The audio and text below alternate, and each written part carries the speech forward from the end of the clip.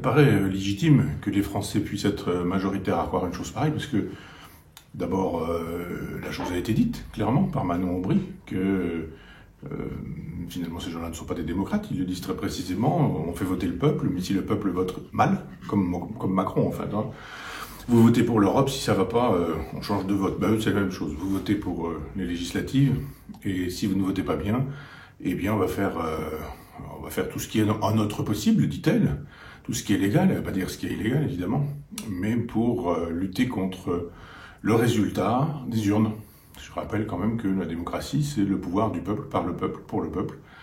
Et si on ne veut pas que ce soit le cas, si on veut que la démocratie, ce soit le pouvoir de Jean-Luc Mélenchon, et seulement le pouvoir de Jean-Luc Mélenchon, et qu'il dirige la France comme il dirige son parti, c'est-à-dire sans adhérents, sans statut, sans réunion, sans courant possible, alors il faut le dire. Et puis voilà, la chose est claire, il n'y a plus besoin d'Assemblée nationale, il n'y a plus besoin de Sénat, et tous ces gens qui veulent absolument permettre aux squatteurs de s'installer n'importe où, eh bien, ils pourraient donner l'Assemblée nationale et le Sénat en disant habiter cet endroit, puisque c'est dans leur projet politique.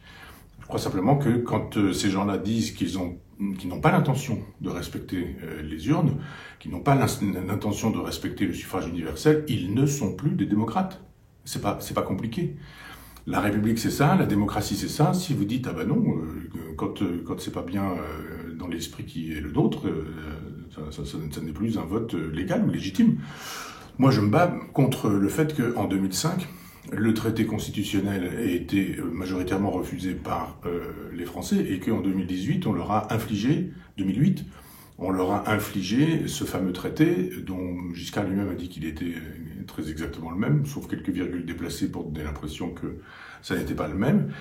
Et je me suis insurgé contre ça, en disant il y a un vote du peuple, et si on ne respecte pas le vote du peuple, c'est qu'on n'est plus en démocratie. Eh bien, je dis qu'on n'est plus en démocratie depuis 2008. Mais là, d'un seul coup, on a des gens qui nous disent nous, on va faire pareil.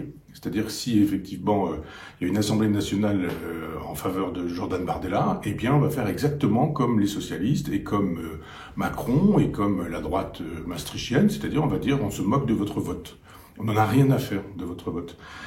Et c'est prévisible, c'est-à-dire grève dans la fonction publique, là où on n'a rien à perdre, donc on arrête les trains, on arrête l'enseignement, on arrête le service public, la radio, la télévision, et puis d'autres vont s'y mettre, on va bloquer les raffineries, on va bloquer les autoroutes, et puis on va bloquer la possibilité de se déplacer, quel que soit le moyen de transport, les avions resteront au sol, les trains resteront en gare, et puis les voitures pourront aller jusqu'où leur plein leur permettra, et puis au-delà du plein, quand le réservoir sera vide, on ne pourra plus bouger. Et comme on ne peut plus bouger, ça veut dire quoi? Ça veut dire qu'on ne peut plus remplir les épiceries, on ne peut plus remplir les magasins, on ne peut plus faire circuler l'alimentation, ça s'appelle une grève générale. Donc on est dans une perspective insurrectionnelle et plus du tout démocratique.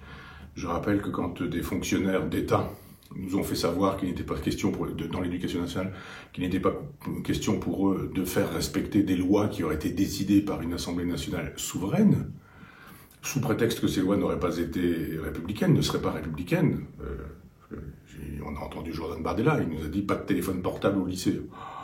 Voilà une réforme qu'elle est antidémocratique, et qu'elle est fasciste, et qu'elle est nazie, et c'est Adolf Hitler qui interdit le téléphone portable au CP. Donc il y a un moment donné où il faut être sérieux, ces gens-là sont des fonctionnaires, ils sont payés pour ça, eh bien ils obéissent. Et s'ils ne veulent pas obéir, ils peuvent avoir un peu d'honneur, une fois dans la vie, ça peut les changer, et puis dire je ne veux pas être un fonctionnaire dans un État qui est gouverné par des gens qui majoritairement, sur le principe du suffrage universel, auront été désignés.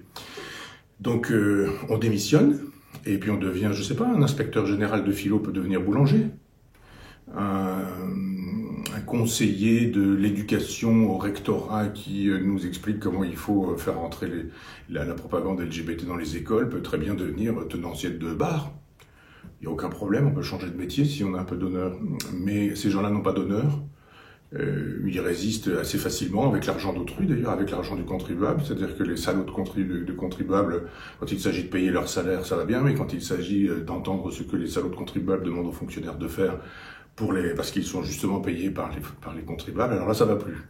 Ce qui veut dire qu'on a aujourd'hui des gens qui nous disent que la démocratie, ils n'en veulent plus, que la République, ils n'en veulent pas, ils sont donc très antidémocrates, ils sont des vrais dangers pour la République. Mais comme toujours, c'est le Rassemblement national qui est problématique pour la République, et non pas ces gens qui nous disent qu'ils n'en ont rien à faire de la République, rien à faire de la démocratie, rien à faire du suffrage universel. En un mot, rien à faire du peuple. C'est la vieille affaire, c'est la vieille histoire.